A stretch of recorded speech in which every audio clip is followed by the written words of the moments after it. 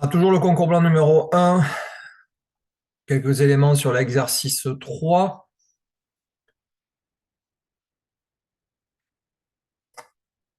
Donc un cycliste qui descend un col, puis après qui monte le col. Donc là, il faut vraiment lire l'énoncé et faire attention à ce qu'on nous dit dans le sujet. Donc pour la force de frottement, modélisée par une force de frottement fluide selon le modèle de Stokes, soit dans le modèle 1, une force de frottement proportionnelle à la vitesse, soit une force de frottement proportionnelle à la vitesse au carré. Voilà, en fait, on cherchait à trouver le modèle. Dans un premier temps, première partie, donc là, le cycliste, il descend le col. Bon, on considère que la route est rectiligne. Donc, on a un axe OXZ avec l'axe OX orienté comme ceci. Première question, donc c'est sur la dimension de K et K'. Donc là, c'est des questions que vous devez savoir faire sans problème. Il faut juste s'appliquer dans la rédaction, hein. Donc, encore une fois, comme dans l'exercice précédent, non, c'était l'exercice 1. Dans l'exercice 1, faites bien attention à la rédaction. Donc, la rédaction de la question, équation, dimension, pour après trouver l'unité SI. Donc, faites bien attention dans la rédaction.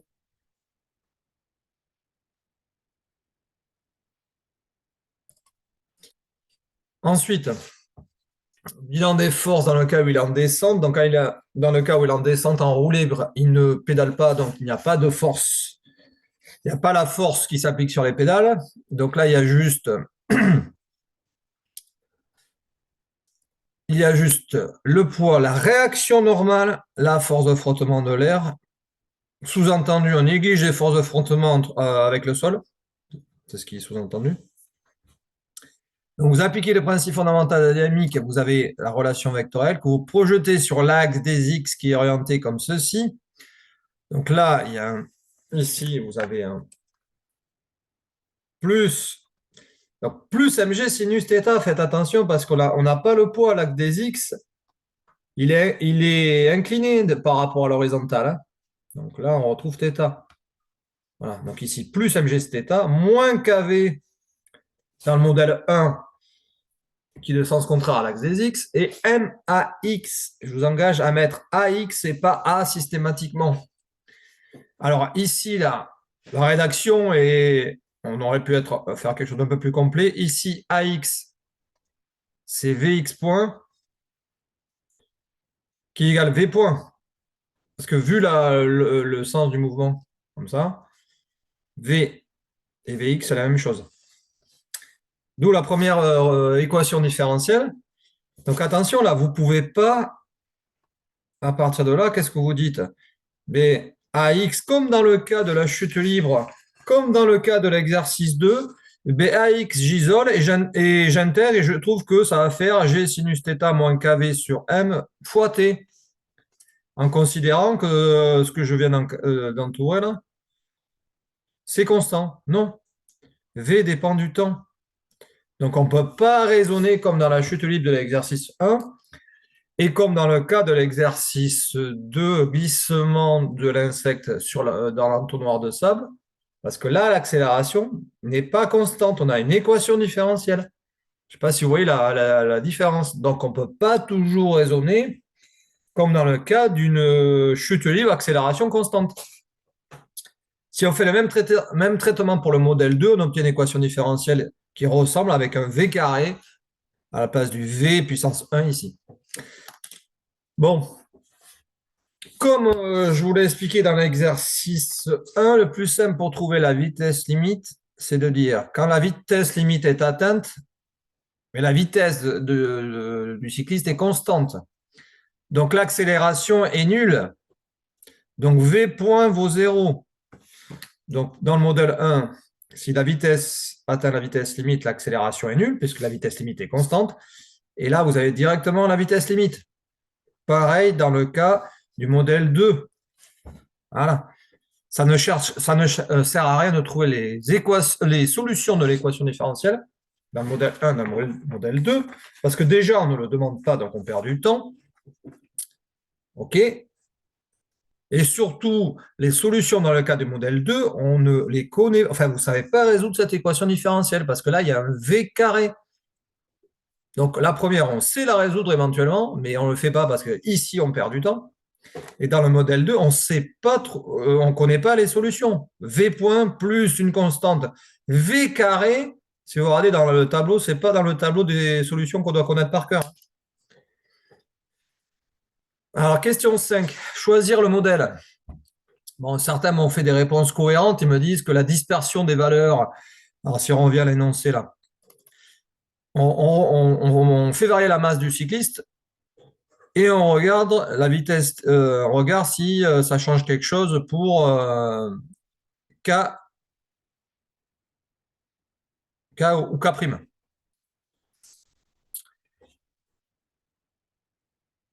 Parce que si on regarde bien, ça, c'est la bêta sur V limite, c'est K, et bêta sur V limite carré dans le cas du modèle 2, c'est K'. Alors, ils m'ont dit, ouais, les valeurs ici varient pas trop. C'est vrai.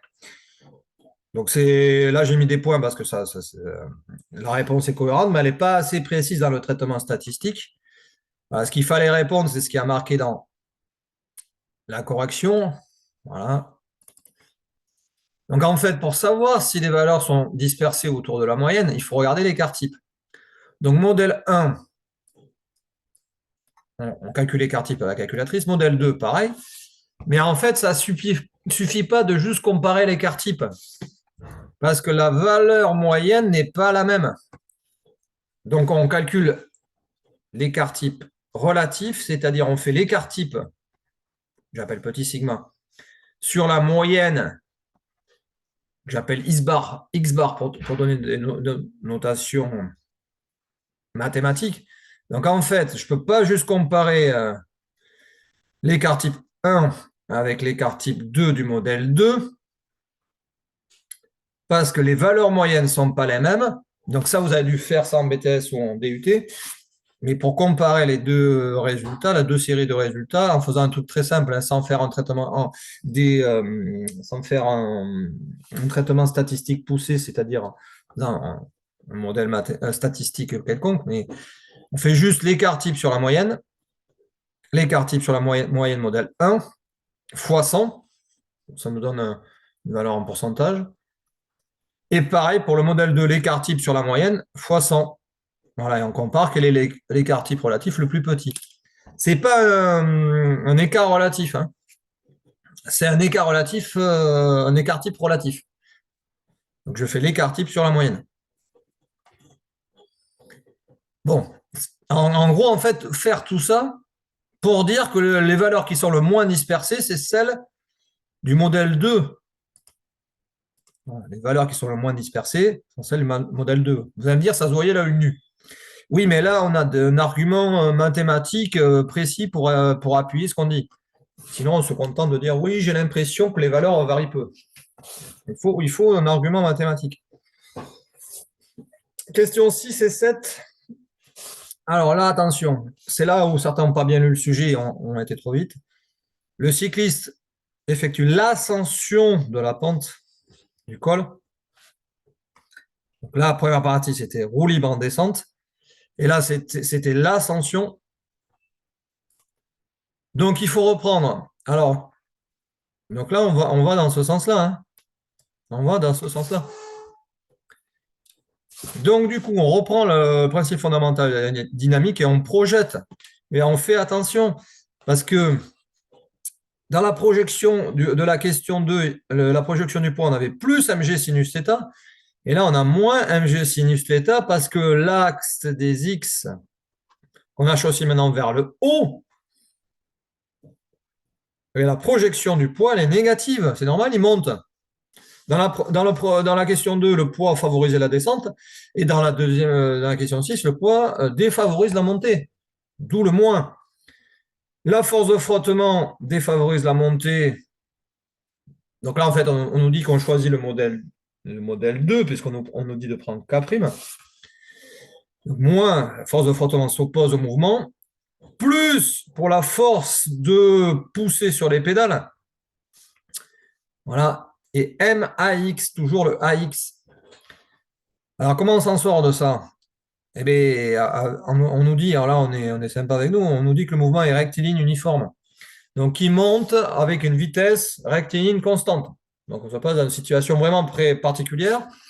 Ce qui nous simplifie considérablement l'équation, là, celle-là devient ça, puisque l'accélération, elle est nulle, parce que le mouvement est rectiligne uniforme. En fait, dès le départ, on aurait pu le dire. On aurait pu dire que le vecteur accélération, c'est le vecteur nul, hein.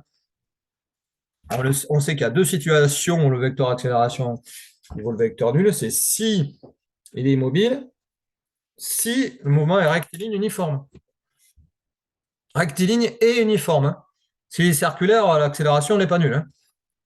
Même circulaire uniforme, le vecteur accélération n'est pas nul, hein. Alors, on résout ça et on trouve, en fait, on peut isoler facilement la force F de pousser sur les pédales, à condition de mettre la vitesse déjà au carré et la vitesse en mètres par seconde, alors qu'elle est donnée en kilomètres par heure. Voilà. Et dernière question, une formule qu'on n'a pas trop, je crois qu'on n'a pas trop utilisé, voire quasiment jamais, c'est la puissance développée par la force de pousser sur les pédales. Voilà, on pourrait penser au départ puissance, puissance, énergie sur delta T. Sauf que l'énergie, je prends quoi là?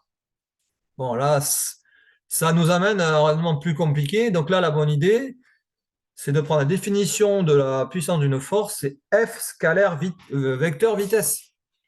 F scalaire vecteur vitesse. Hein, pas trop utiliser cette formule. Je vous rappelle que le travail d'une force, c'est F scalaire dl. Ça, on l'a beaucoup utilisé. Et comme la puissance, alors P là, P comme ça, c'est le travail sur dt, mais en fait, ça fait S scalaire V, on l'a démontré en cours. Bon, vous retenez puissance d'une force, F scalaire V, et cette relation-là devient celle-ci, puisque là, le vecteur vitesse et le vecteur force sont collinéaires de même sens. Le cosinus de l'angle, là, il vaut 0,2. Donc, on trouve rapidement la réponse. Voilà pour cet exercice 3 et la remédiation sur le concours blanc numéro 1. J'espère que vous regarderez ça attentivement et que ça vous aidera, mais il faut reprendre il faut reprendre tout pour vous là, hein. Il faut reprendre chaque exercice point par point et pas juste de se contenter de lire la correction et d'écouter les vidéos, hein. Il faut reprendre point par point, s'arrêter, regarder la vidéo, regarder la correction, si vous voulez vraiment faire ça sérieusement. Allez, je m'arrête là.